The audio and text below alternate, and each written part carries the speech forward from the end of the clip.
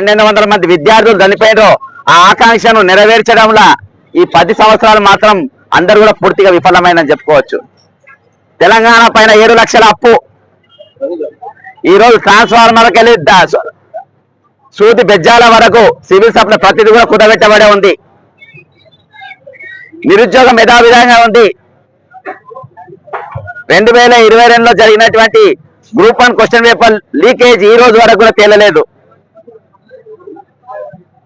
3,67,000 మొత్తం ప్రభుత్వ ఖాళీలు ఈ రోజు ఉంటే అసలు ఏ డిపార్ట్మెంట్లో ఎన్ని ఖాళీలు ఉన్నాయో ఇవాళ వరకు రివ్యూ మీటింగ్ కూడా జరగలేదు. దీని మీద నేను దాదాపు 12 రోజుల పాటు ఆమరణ నిరాహార దీక్ష చేయడం జరిగింది. ఈరోజు నేను ఒక విద్యార్థి రాజకీయ పార్టీ బీఫామ్ పైన నేను నిలబడుతున్నానంటే ఇది ఈ రోజు అన్నిటికంటే ఎక్కువ ఖాళీలు ఈ రోజు రాజకీయాల్లో ఉన్నాయి. కాబట్టి నన్ను అనేకమైన పార్టీలు నన్ను ఆహ్వానించినా నేను ఏ పార్టీకి వెళ్ళే, ఓసారి కాంగ్రెస్ పార్టీ కండువ అనేది 3 ఏళ్ళు 34 ఏళ్ళు కప్పుకున్నా, ఇక వేరే కండువ ఏది కూడా కప్పుకోవద్దని నేను డిసైడ్ అయినా.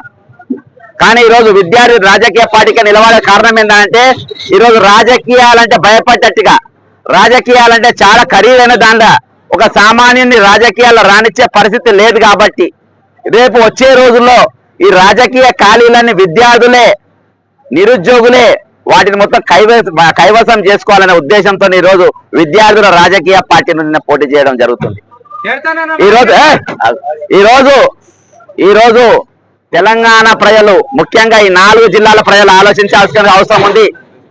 ఈరోజు నేను గత ప్రభుత్వం మీద కానీ, ఇప్పుడున్న ప్రభుత్వం మీద కానీ, ఏ మంత్రుల మీద కానీ, ఏ అధికారుల మీద కానీ కొట్లాడే దమ్ము ధైర్యం నాకుంది. ఈరోజు చాలా మంది అనుకుంటారు ఇంతగానో కొట్లాడి ఎట్లా బతుకున్నారని. నేను ప్రాణం తెగించి కొట్లాడే ధైర్యం నాకుంది.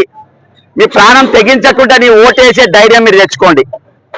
నా నా నా నా బాధ్యతనే పూర్తిగా దేశ పౌరునిగా, రాష్ట్ర పౌరునిగా, తెలంగాణ పౌరునిగా నేను పూర్తి చేసిన. తెలంగాణ ప్రజలు మీ యొక్క కనీసం మీ గ్రాడ్యుయేట్ ఓటర్లైనా మీరు ఒక పద్ధతి ప్రకారం ఆలోచించి ఒక సాహసపేతమైన నిర్ణయం తీసుకోమని అంటలేను. మీ ఓటు నిజాయితీగా నిలబడ్డ అభ్యర్థులందరికీ నిజాయితీగా రాబోయే తరానికి ఒక కామన్ మ్యాన్, ఒక యావరేజ్ లీడర్ను గెలిపిస్తే రేపు రాబోయే తరంలో మరి విద్యార్థులకు, నిరుద్యోగులకు ఒక అవకాశం ఇచ్చిన వారిగా అవుతారు. ఈరోజు రాజకీయాలు ఖరీదుగా కావద్దు, రాజకీయాలు అందుబాటులోకి రావాలి. రాజకీయాలు అందుబాటులోకి వచ్చినప్పుడే ప్రతి ఒక్కరు కూడా అందుబాటులో ఉన్న అన్ని కూడా అందుబాటులోకి వచ్చే అవకాశాలు ఉంటాయి. కాబట్టి ఈరోజు ఏ అధికారం ఇవ్వని సొట్టు కాదు, పవర్ అవ్వని సొట్టు కాదు, ఈరోజు అందరికీ దక్కాలనే ఉద్దేశంతో ఈరోజు విద్యార్థి రాజకీయ పార్టీకి వెళ్ళి నేను పోటీ చేస్తున్నా. ఖచ్చితంగా తెలంగాణ ప్రజలు, తెలంగాణ పౌరులు, ముఖ్యంగా మెదక్, నిజామాబాద్, ఆదిలాబాద్ యొక్క గ్రాడ్యుయేట్స్ మరి మీరు ఆలోచించి మరి నిలబడ్డ అభ్యర్థులు అందరి గురించి ఆలోచించి మరి ఎవరైతే సరి అయిన అభ్యర్థో వారికి ఓటేయాలని కోరుకుంటూ సెలవు తీసుకుంటున్నా. జై తెలంగాణ, అమరవీరులకు జోహార్లు.